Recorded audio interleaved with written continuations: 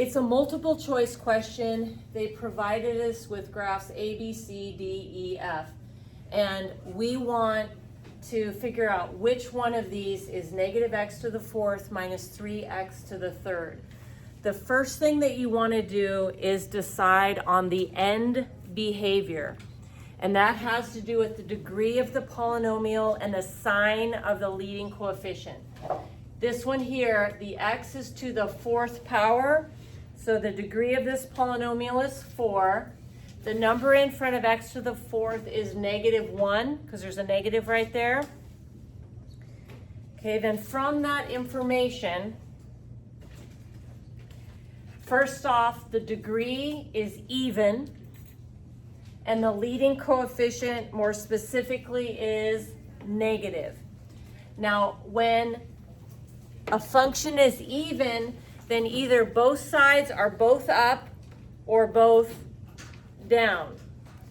But because it's negative, I know that the end behavior is going to end up being both down. We've gone through these ones before, but a quick review since I'm just showing one in here. If the degree is even, they're both up or both down. If it's positive, then they would both be up. If it's negative, then they're both down. In a different situation, if the degree was odd, that means one up, one down. But if it's negative, when your eyes go across the graph from left to right, eventually your eyes would go down. So by default, it would have to start up. But if the degree is odd and you have a positive leading coefficient, one up, one down, but positive means your eyes eventually go up. So that would mean you'd have to start down. Okay, but what I know right now is the end behavior is both down, so I can quickly eliminate a whole bunch of these graphs. Okay, it could not be this one. Oh, excuse me, I just lied. They are both down. So that's a possibility because we have both down. It can't be that one. Can't be that one. Can't be that one. And it can't be that one. So just by end behavior, we eliminated a ton of them. Okay, the next thing that we want to do is maybe find our x-intercepts, otherwise known as the zeros for these functions. So to find the zeros, I need to set my equation, my equation equal to 0, but when I set it equal to 0, I want to factor it. Looking to factor, there's a negative in both of them, so I'm going to take out a -1. They also both have an x to the third power, so I'm going to take out a negative x to the third, leaving me with x, and then taking out a negative, so plus 3. Okay, now that it's in factored form, I can set each piece equal to 0, but I really wanted to emphasize that x to the third is really, like that negative is -1, x to the third is x minus 0 to the third. It just makes the 0 stand out, and then x plus 3. Okay, so we set each piece equal to 0, and if you set -1 equal to 0, that's meaningless. -1 is not 0.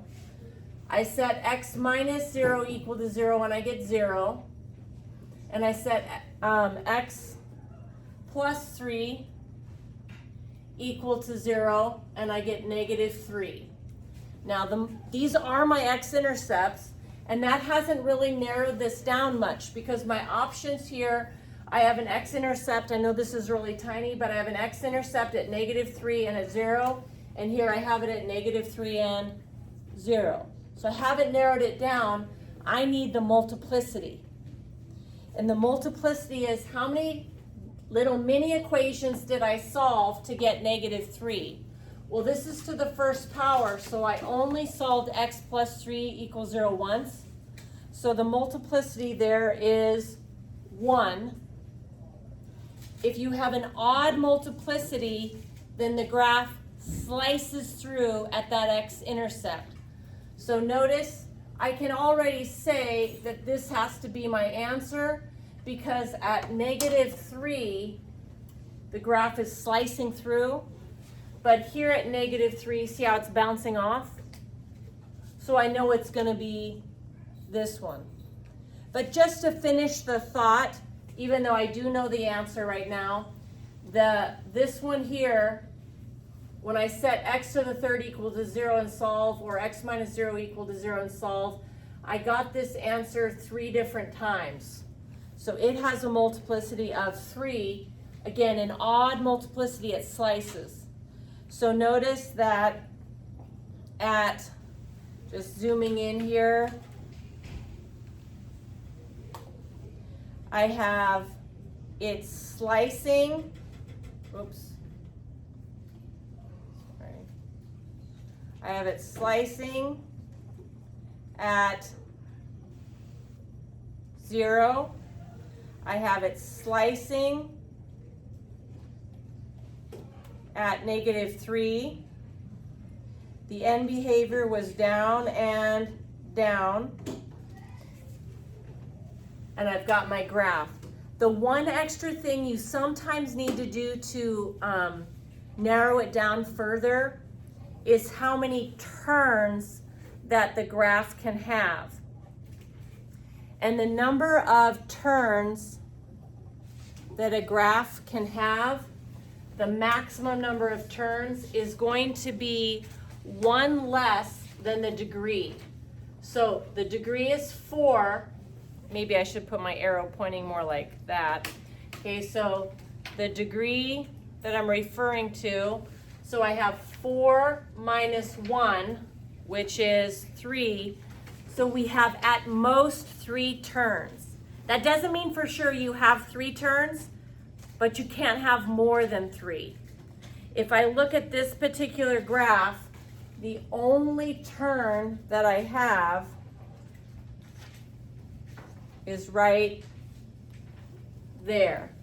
This one kind of looks like a turn. You're like, what's going on there? But think, this point is here, the next point is lower, the next point is lower, the next point is lower, lower, lower, lower. It never goes back up. So that's not a turn.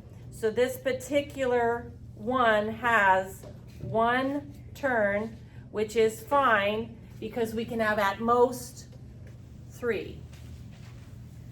So if these other features like slice, slice, x-intercepts down, but it had like woo, woo, woo, woo, woo, and then came down, you could eliminate it because that has too many turns in it.